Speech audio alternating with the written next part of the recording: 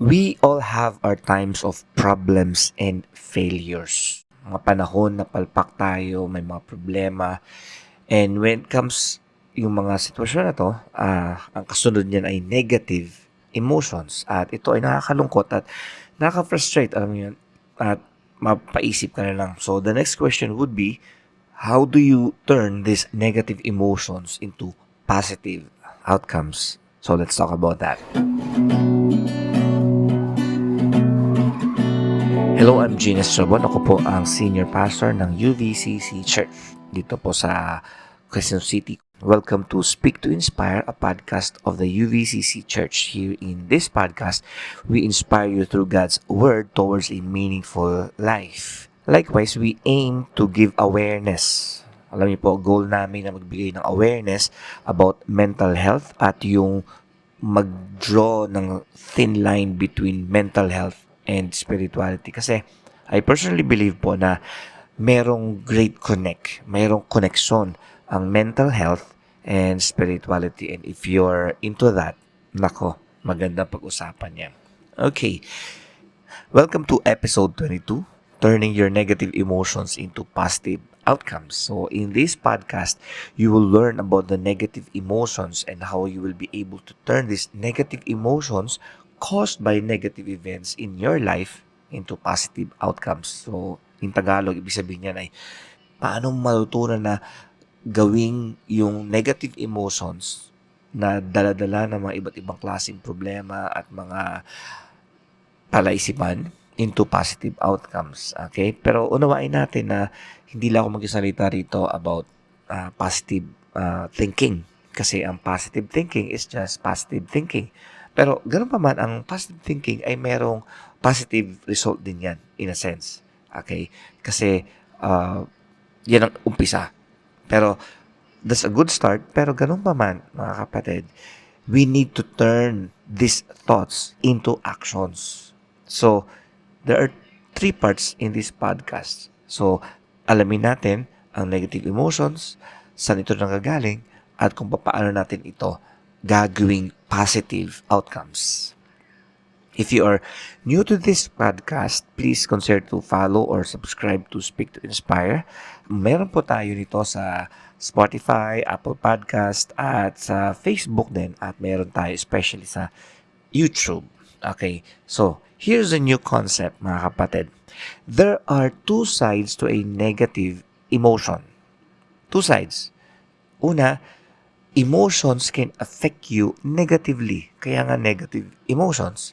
Pero if you find a positive perspective sa mga kalagitnaan ng iyong negative emotions, you will learn to be excited towards a positive outcome.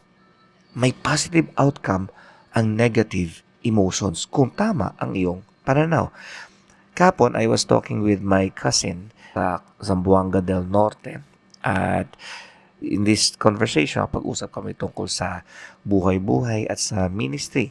And we came across sa mga problems na hinaharap namin bilang mga pastor and at the same time bilang ordinaryong tao, bilang tatay, ganun. At habang nag-uusap kami ng ganun na nakakatuwa at nakaka-encourage, nakaka-uplift yung usapan namin, we got to delve in the topic of turning your negative emotions into positive outcomes. In which he said na, ay, hindi ako masyadong aware dyan, pinsan. At sabi ko naman sa kanya, hindi ako expert dyan. Pero ganun pa man, I've learned through wisdom and knowledge na posible na yung negative emotions mo ay hindi ka irurule bagkus pwede mong gawin itong positive outcomes. Kailangan ng tanongin natin ngayon sa sarili natin. Okay?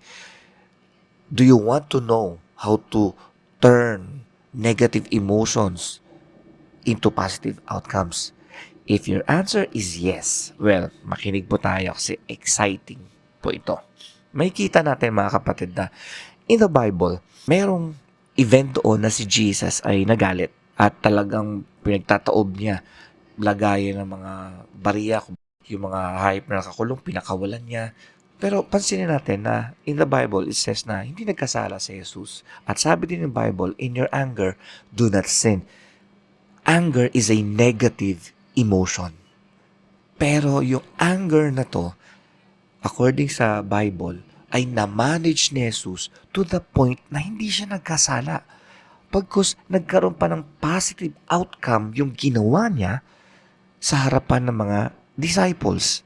Kasi naalala ng mga disciples na zeal for your house has consumed me, O Lord. Ibig sabihin, naalala nila from the Psalms na ito yung tumutukoy sa Messiah. Okay? So, as you can see, ipinakita ni Jesus na there should be this positive result even if you are experiencing negative emotions. Okay? And particularly, anger can be a negative emotion that can have a positive outcome. Okay? So, pakinggan niyo ako mabuti. Let's talk about three important questions or important factors when it comes sa pag-turn ng emotions, negative emotions, into positive outcomes. Una, how do negative emotions come? Whether we like it or not, negative emotions come in three ways. Through people, through situations, and through yourself. Ibig sabihin, dumarating yung mga negative emotion na to. Galit, tampo, at mga lungkot, frustration, regrets. Yun yung mga negative emotions. At through people, we can have negative emotions dahil sa kanilang mga words na careless. Kumbaga, wala kang control dito eh. Kung careless ang tao sa mga words nila, wala kang magagawa. Sila yun eh. Pero yung negative emotion na to na nararamdaman mo through careless words ng ibang tao should not control you. Okay? Whether you like it or not, ano man ang sitwasyon, di ba? Wala kang control sa words nila. And these words can attack you. Pero, again, ulitin ko, this is beyond your control. Now, through situations, negative emotions can come through situations. Yung mga pangyayari na nangyayari sa paligid mo, good or bad. Okay? Wala ka rin control sa mga events na ito na nangyayari sa paligid mo na nagagawa ng ibang tao o mga sitwasyon. Pero, alamin natin mga kapatid, negative emotions come through situations. And negative emotions can come through yourself din. Ibig sabihin, ikaw yung source. Ba't ka nagkaroon ng negative emotions? Diba? People make mistake. People sin. At kasama tayo doon. And sometimes, the cause of these negative emotions that happen to you and to me ay dahil sa kasalanan na nagagawa natin. Ibig sabihin, nagkakasala tayo sa sarili natin dahil sa mga ginagawa natin, sinasabi natin, at mga reactions natin sa sitwasyon at sa mga tao. So, this part, kontrolado mo na yan. Hindi mo kontrolado ang ibang tao, but you can control yourself. Okay? And through that, kung malaman mo yun, unawaan mo itong part na to, you can gain control over your negative emotion. Now, next idea. How to better understand these three factors na to? Yung negative, nag-lead sa negative emotions. Again, through people, through situations, through yourself. Okay, ito. Simulan ko. You need to develop a godly perspective. So, dapat may pananaw ka na makadiyos. People sin, situations can be negative, nagkakasala ka rin. Now, kung may positive perspective ka, because perspective is everything, you can see the negative emotion in a different way. Kumbaga, kung ang negative emotion ay nagiging miserable ang typical na mga tao sa paligid, dapat hindi ka na maging ganun, maging miserable. Dahil miserable sila, miserable din siguro ako. No, you should not be miserable. You can do better. So, how do you understand this? Have a better perspective and get to know Jesus Christ. Alam niyo po mga kapatid, si Jesus po ang pinakadakila at pinaka-interesting character in the Bible. Kapag makilala natin siya, maunawaan natin siya, nako, yung battles natin is half finished na. Kumbaga, dahil kay Jesus Christ. Now, you need to turn these negative emotions into positive outcomes. Makinig ka mabuti. How do you turn these negative emotions into positive outcomes? Know the source. Pagka may negative emotion kang dumarating, saan ba yan? Galing ba sa ibang tao yan? Dahil ba sa sitwasyon? O dahil sa'yo? Or everything? Kumbaga, may negative people, negative situation, negative ka rin. Naku, pag pinagsama-sama yung tatlo na yan, medyo malaking battle yan. Pero, alamin mo muna saan ang galing. I mean, pause and just think with your heart and then alamin mo saan nanggagaling. Okay? And ask God to take control of yourself. Kumbaga, suggestions ito ng even ng mga maraming psychologists na you need to have some certain kind of spirituality. Well, here, as a pastor, I will tell you, you need to know God. Yung Bible na nagsasabi kung sino ang Diyos. Dito sa punto na to, hindi ka lang positive thinking, kundi ang gagawin mo is surrender your life and your negative emotions to God. This is the hard part. Kasi sanay tayo mga tao na, kumbaga, negative ka, di negative din ako. Kung galit ka, galit din ako. Diba? Ikaw kasi ang nagbigay ng galit sa akin, kaya ganito ako, kasi ganyan ka. We blame people. We blame people for our actions and we become irresponsible. So, ibig mo sabihin, hindi na tayo nag-iisip kapag tayo ay nakokontrol ng emosyon ng iba? The answer is yes. Nakokontrol ng ibang tao ang emosyon mo? Kaya ka galit kasi galit sila? It should not be, especially if you are a child of God. Especially if you're thinking of God. Nako, dito, when the rubber meets the road, dito ang mahirap. So, you need to convert your negative emotions into positive outcomes. How? Diyan papasok ngayon yung Philippians chapter 4 verses 8 to 9. Ito ang sabi ng Bible, mga kapatid. Finally, brothers, whatever is true, whatever is honorable, whatever is just, whatever is pure, whatever is lovely, whatever is commendable, if there is any excellence, if there is any worthy of praise, think about these things. Okay, this is not positive thinking lang. This is overcoming your heart and your mind with thoughts that are honorable, thoughts that are pure, thoughts that are just and lovely. Kabaliktaran ito ng isipin mo yung problema mo, isipin mo kung paano ka nasaktan ng tao na to, kung paano ka na-offend ng sitwasyon na ito. Nako, iba ito. When you go to the Bible and you understand, your mental health can be healthier kapag merong influence ng Word of God. No naman niyo ako, mga kapatid. Just pause. Kapag ikaw ay miserable, malamang iniisip mo yung problema mo. Malamang iniisip mo yung tao na nasaktan ka, sadya man niya o hindi.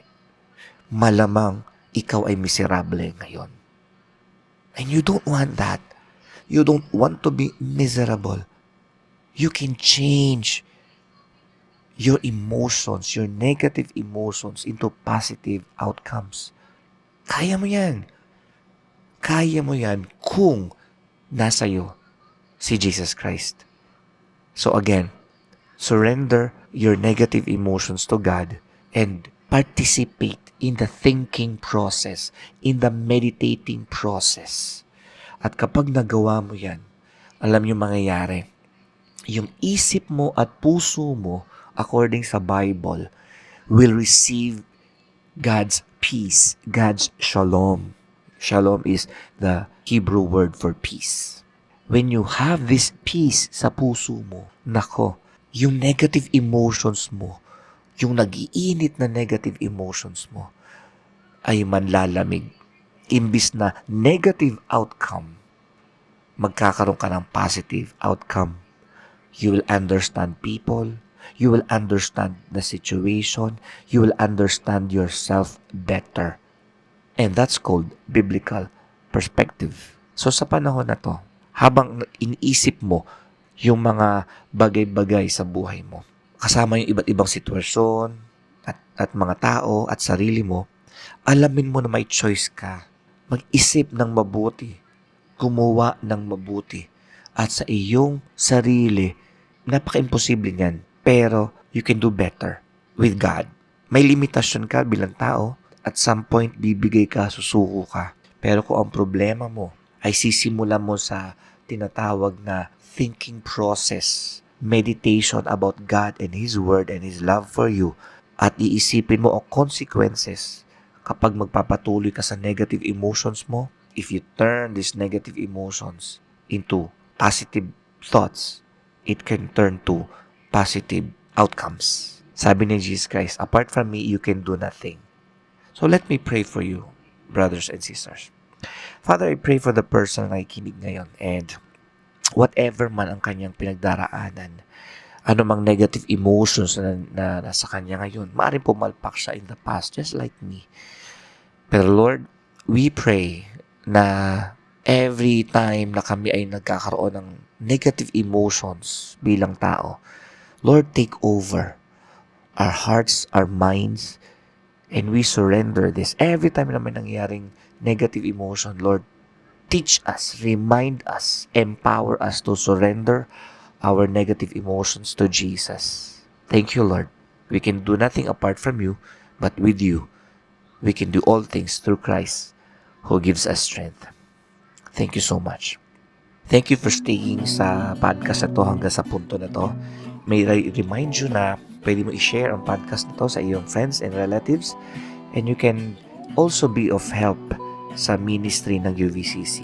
So, contact me of how it can be of help. You can pray, you can help the church through your prayers, through your participation, and even through your giving. So, contact UVCC and we'll be glad to cater sa iyong generosity. Have a blessed day, kapatid. God bless. See you again on the next podcast.